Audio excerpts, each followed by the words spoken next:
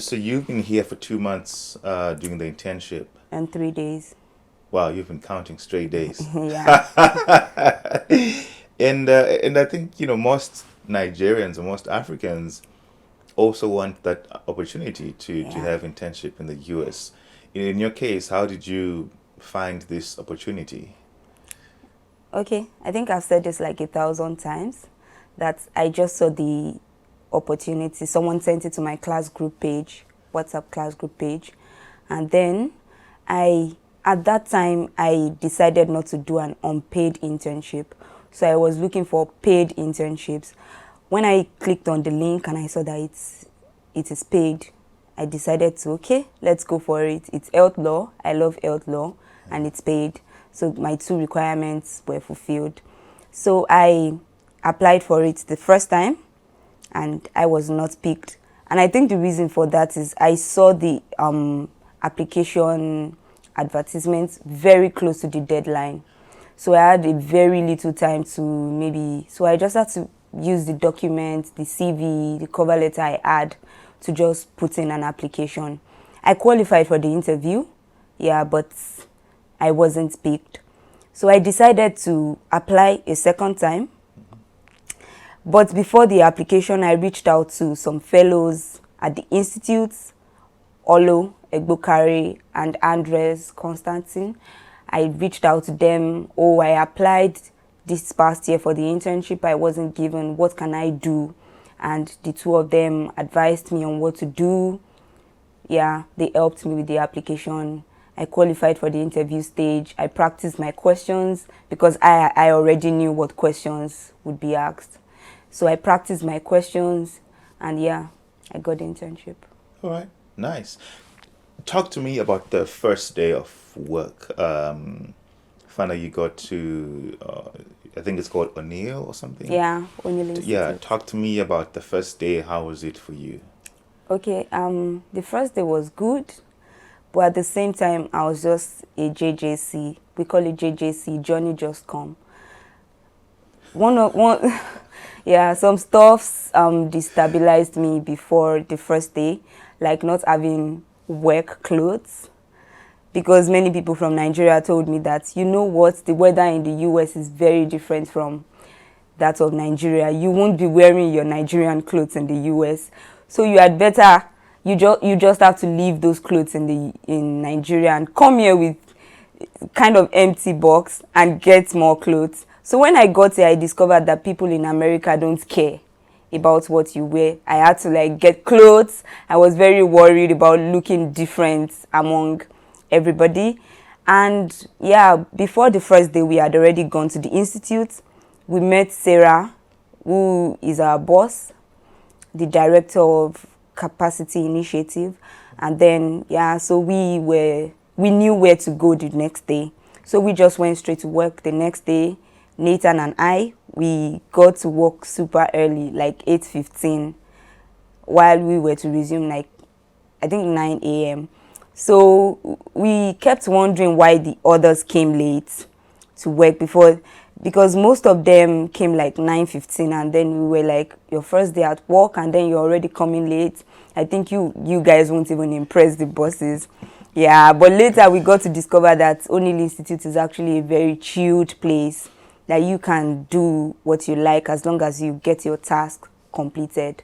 Yeah, so several people came, Margaret, Joanna, and I was like, okay, the first thing about this thing is I can't even hear what these people are saying. I don't understand what they are saying. But yeah, part of what that has taught me is to listen attentively when they talk. That way I'm able to like to get most out of what they are saying. So I listen attentively. And then we got loaner laptops from Julia. We had the first meeting. Yeah, it was a very good experience. But the first day we had nothing to do. Like when we saw, for me, I think when I saw everybody on their laptops, I opened my laptop too and I was doing nothing, just staring at the laptop, trying to do some things but doing nothing. So I had nothing to do. So for the first day, it was a pretty chilled experience. But yeah, those were the things I encountered. Okay. So you mentioned that the dressing, people don't care about the dressing in the United States. You spoke about struggling to hear what people were saying. Yeah. What other things, I mean, in your 2 months here that maybe surprised you or shocked you, which is different from the way you do life in Nigeria? Oh, okay. The first thing, which I think everybody that knows me know, is the food. Yeah, the food. I wasn't so used to the food because at home we either have eba and ila, or jollof rice, or white rice and stew. And then getting to America, people here eat a lot of things together, like seeing someone eating rice with chicken, with chips, with biscuits, with drink. And I was like, oh, how are you guys eating this together? Because chips is supposed to be like a snack, not meant to be eaten with food. So it was a shock to me. And then I was not really good on salads, and people here eat veggies a lot. Yeah. But I tasted it like 2 days ago, and it was not bad. Okay. Yeah.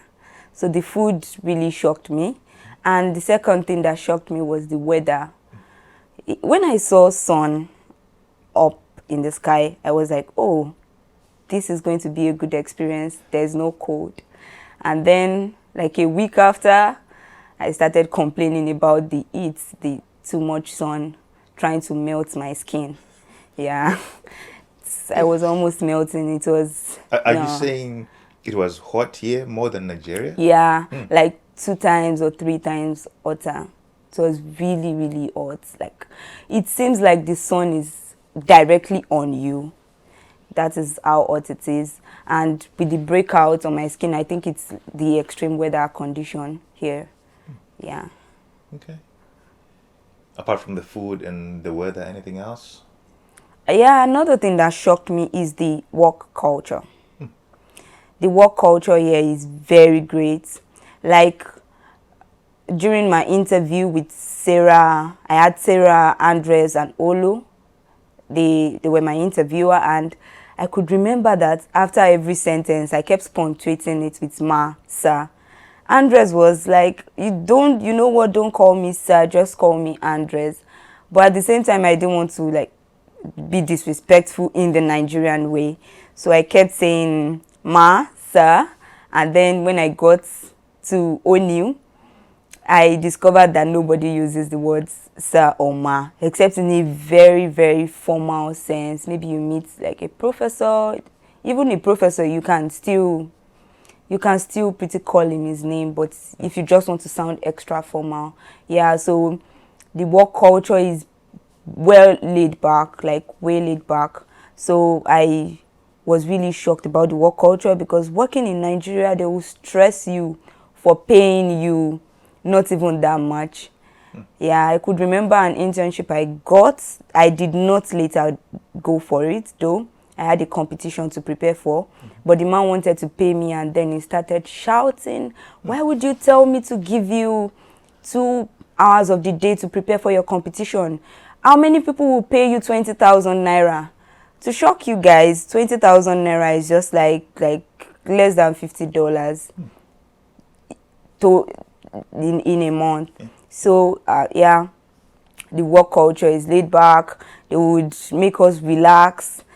I like the flexibility, and I like the remoteness of the work. I can work at home, and most people are, when I'm chatting during the day, most of my friends will be like, are you not supposed to be at work?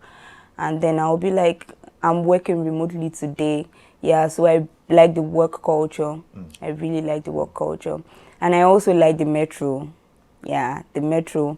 Because back there in Nigeria, the trains are being hijacked on a daily basis. So nobody really wants to go on them. So when you say the metro, you mean the train? Yeah. So nobody really wants to go on the trains. But here, it's something everybody does. Even the rich, the poor, everybody takes the metro. Yeah. Okay. Those are the stuff. Did you have any bad experiences on the metro at any Yeah, point? sure.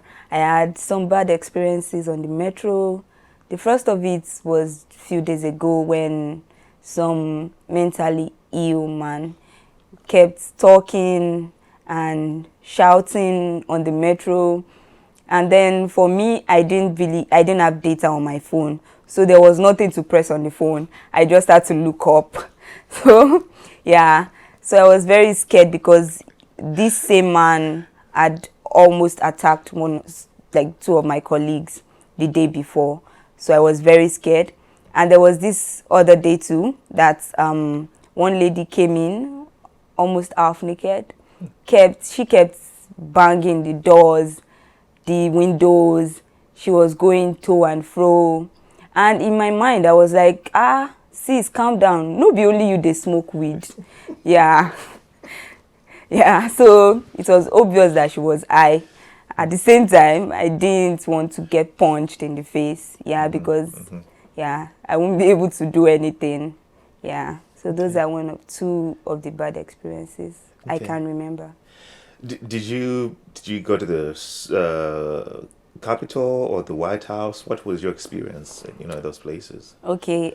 First of all, what's one of the things America has taught me is to go out more, is to be more outgoing, because I'm a kind of I won't say an introvert, but I like to stay inside more. Yeah, but here we have just 2 months and then we have to go out. Everybody keeps saying go out. So yeah, I went to the Capitol like 2 times. I went to the White House, which was just a normal house painted white. Yeah, a normal house painted white. I went to museums, several museums like the Ocean Museum, the National Museum of African American History, which I have not finished up to date, and I've been there twice. Yeah, I went to the National Portrait Gallery. Yeah, which other one did I go? Those are the ones I can remember now. Okay. Yeah.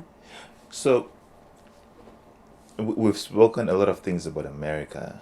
Okay. But what are some things that you think Americans can learn from Nigerians? Give me 3 things that you think Americans, because you saw Americans the whole last 2 months, but give me 3 things that you think Americans can learn from or should learn from Nigerians.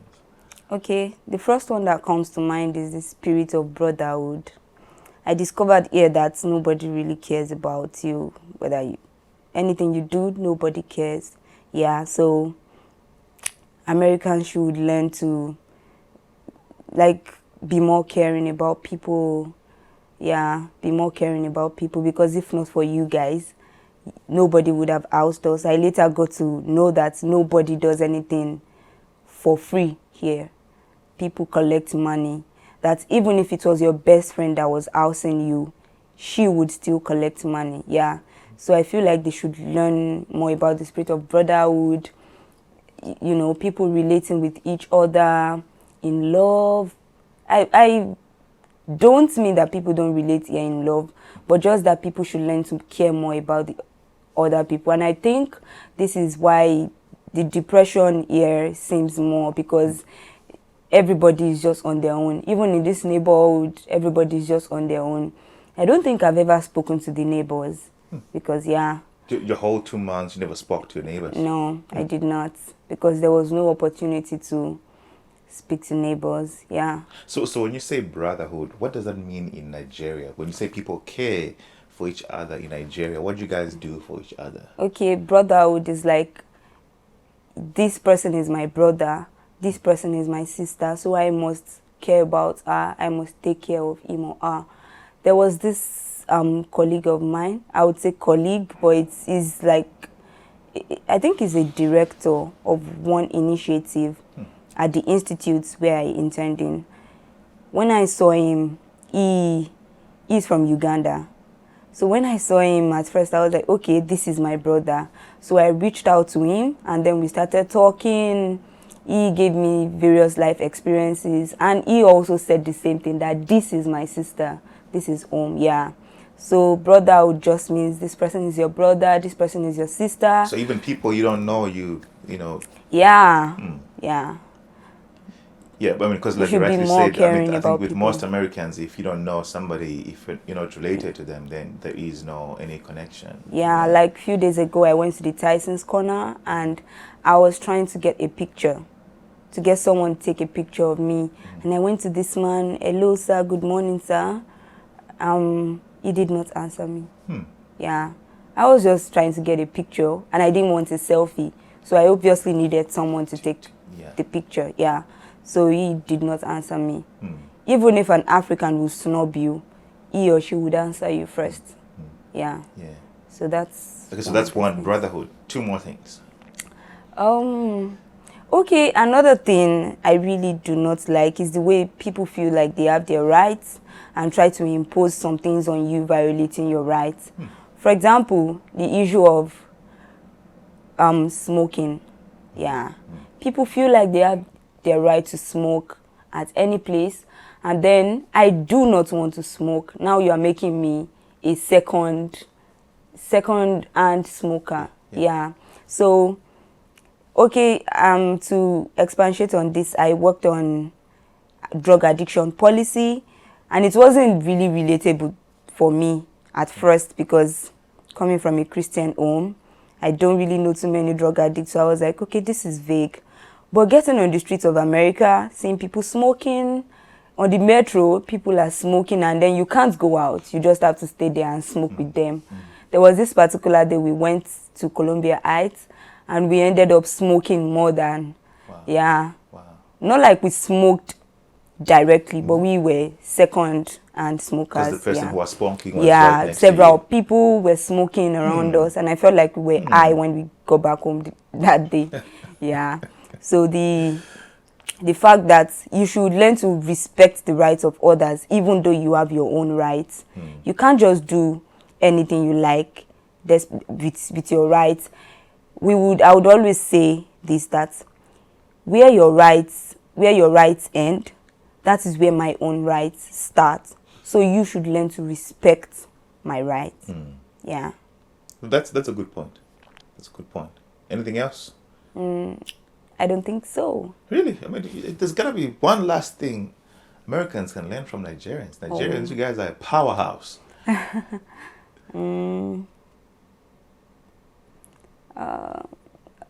I really don't think so. Okay. I'm not trying to say that's America fine. is better than Nigeria, but I don't think I can really remember. Yeah, that's okay. So something most right of now. the people whom I show my videos are Christians, and I think they would be interested to know what was your experience with the churches here in America.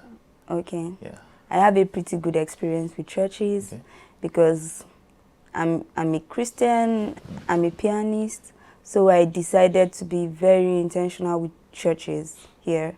I wanted to go to as many RCCG churches. RCCG is Redeemed Christian Church of God, which I attend back there in Nigeria. So I wanted to see the difference between RCCG in America and RCCG in Nigeria. Yeah. So I did not only attend RCCG churches, I went to some other churches like Encounter Emmanuel Church. I went to ABC, Ambassador Bible Church. I went to Waterfront, DC. Yeah, my experience with churches have been... And another thing is I earned my first income, apart from work, in America through a church, playing the piano. Yeah, they all loved my work and they were like, okay, can you cash this check? Yeah, we'll write a check for you. Thank you so much for coming, you know. Yeah, and one of the reasons why I really kept going to churches, I wanted to attend as many churches as possible. Yeah, and I wanted to network with as many Nigerians as possible, Nigerians in diaspora, so that when I need to come back, I can always ask them Nigeria-related questions, which they will be able to answer. When I was coming, it was pretty hard for me because I didn't really have people to ask country-specific questions. Like the problem I have now with my suitcase, was because there was nobody to ask. So I felt like, okay, bringing a small suitcase so they don't return my bag and say, you can't take this big bag into the plane. Yeah, so I try to network with as many people as possible through church. And one thing I really loved about the churches is they served my interest. My interest is eating Nigerian foods. And throughout the time I attended those churches, one person or the other would always have a birthday Thanksgiving, and they would give me even more food that I can consume. I still have some in the freezer, which I don't know how to eat. Yeah, so they really served my interest. Okay. So it sounds like for you it was so easy to meet other Nigerians in this Yeah. country. Yeah, it was. Okay. It was through church. Through church, I see. Yeah. Okay. But at work, did you meet any other Nigerians or about other nationalities from other countries did you get to meet and work with? Yeah, I met a Nigerian. Her name is Olo. She also graduated from my university. I met Deborah. She also graduated from my university. They both had their masters at Georgetown. Yeah, so I met those. They are Nigerians.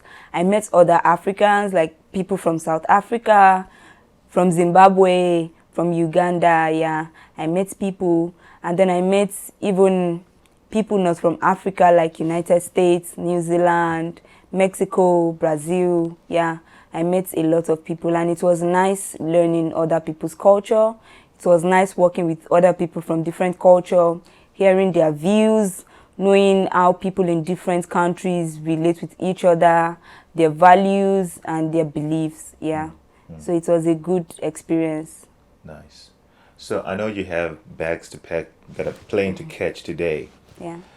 So I think we're done. You know, you said everything, but is there anything else which maybe you think a Nigerian or an African basically, or an Asian who's coming to internship here or for school here might want to know before they come here? Anything you didn't say?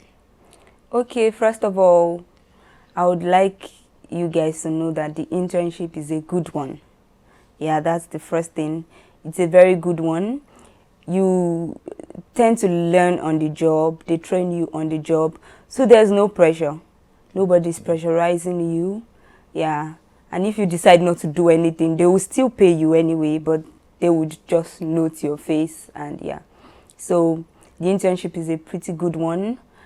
Come for the internship. Come to Georgetown. Georgetown is a very good school. Yeah. And I would also like to appreciate our host, Levi. Oh, I'm just going to cut that part. You don't have to. Don't. Yeah. Okay. Yeah, don't worry about that. Okay. Yeah. Okay. Yeah. So I would also like to say that as a Nigerian, if you're coming here, you should like reach out to other Nigerians and ask them some questions before coming, so that you don't get here and be very confused, because so many people will say different things about traveling out, and then yeah, so you will be like, okay. And when you follow their advice, they lead you to where I am now, trying to pack my bags. Trying to pack my bags. Yeah, so another thing is the concept of black tax. Don't be pressured about buying too much for people, because yeah, the concept of black tax is real. Everybody keeps saying, bring something for us, bring something for us. Okay, I'll be like, I'll try. Yeah, so the concept of black tax, don't be too pressured. And if you get to come for the internship, please go back to Nigeria. Go back home. If you come from any other place, go back home, because O'Neill Institute is trusting us with coming here, bringing us here. So if you refuse to go back home, you block all other opportunities. I know that people will tell you that don't go back home, go back home. You can definitely come back. O'Neill Institute is a pretty chilled organization to work with. You can go back home, network with them, and come back. There are several people that have interned at the institute that are now working at the institute. Just make sure you do your job well and network with as many people as you can. But even if you will come back in the next 1 month, please go back home and yeah, and make sure that you are fulfilling the terms of your visa. Yeah, That way you won't have issues with the US government. Yeah. No, that's a very good point, because you're right. Many people come here and then they don't go back. And then that closes opportunities for other people who could have come for the same program. Exactly. That's a good point. Yeah, exactly. So you have to go back so that other people, only the institute to be able to bring some other people from your country. They won't be like, oh, the first Nigerian that actually interned here did not go back home. So we think Nigerians are not trustworthy. So you should actually go back home and make sure that you impress them even after the internship. Yeah, so you have to keep working on health law related stuffs. Make sure you are doing something, keep reaching out to them, and then you will see several people willing to go all out for you at the institute. Awesome stuff. Thank you so much. Thank you. It was good talking to you.